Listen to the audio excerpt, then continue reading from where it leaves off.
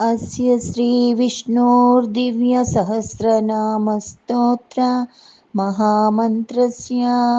श्रीवेदव्यासो भगवान् ऋषिः अनुष्टुप् छन्दः। श्रीमहाविष्णुः परमात्मा श्रीमन्नारायणो देवता अमृतां सोद्भवो भानुरिति बीजं देवकी नन्दनसृष्टेति शक्तिः उद्भवक्षोभणो देव इति परमो मन्त्रः शङ्खबृन्नन्दकी चक्रीति कीलकं सारङ्गधन्वागदाधर इत्यस्त्रं रथाङ्गपाणिरक्षोभ्य इति नेत्रं त्रिसामासामगस्सामीति कवचम् आनन्दं परब्रह्मेति योनिः ऋतुः सुदर्शनः काल इति दिग्बन्धः श्रीविश्वरूप इति ध्यानं श्रीमहाविष्णुप्रीत्यर्थे श्रीमहाविष्णुसहस्रनामस्तोत्र पारायणे विनियोगः। ध्यानम् क्षीरोदन्वत्प्रदेशे शुचिमणिविलसत्सैकते मौक्तिकानां माला क्लुप्तासनस्तः स्फटिकमणिनिभैर्मौक्तिकैर्मण्डिताङ्गः शुभ्रैरभ्रैरदभ्रै उपरि विरचितै मुक्तपीयूषवर्षैः आनन्दीः नः पुनीयात् अरिनलिनगदासङ्गपाणिर्मुकुन्दः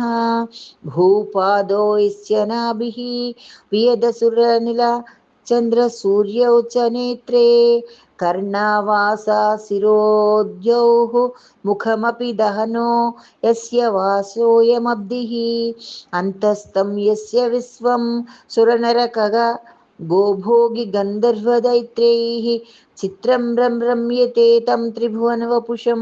विष्णुमीशं नमामि शान्ताकारं भुजगशयनं पद्मनाभं सुरेशं विश्वाकारं गगनसदृशं मेघवर्णं शुभाङ्गं लक्ष्मीकान्तं कमलनयनं योगिहृद्यानगम्यं वन्दे विष्णुं भवभयहरं सर्वलोकैकनाथम् मेघश्यामं पीतकौसेयवासं श्रीवत्साङ्गं कौस्तुभोद्भासिताङ्गं पुण्योपेतं पुण्डरीकायताक्षं विष्णुं वन्दे सर्वलोकैकनाथं नमः समस्तभूतानामादिभूताय भूभृते अनेकरूपरूपाय विष्णवे प्रभविष्णवे ॐ नमो प्रभविष्णवे ॐ नमो विष्णवे प्रभविष्णवे सशङ्खचक्रं सकिरीटकुण्डलं सपीतवस्त्रं सत्सैरुहेक्षणं सहारवक्षस्थलशोभिकौस्तुभं नमामि विष्णुं शिरसा चतुर्भुजं चन्द्राननं चतुर्बाहुं श्रीवत्साङ्कितवक्षसं रुक्मिणी सत्यभामाभ्यां सहितं कृष्णमाश्रये।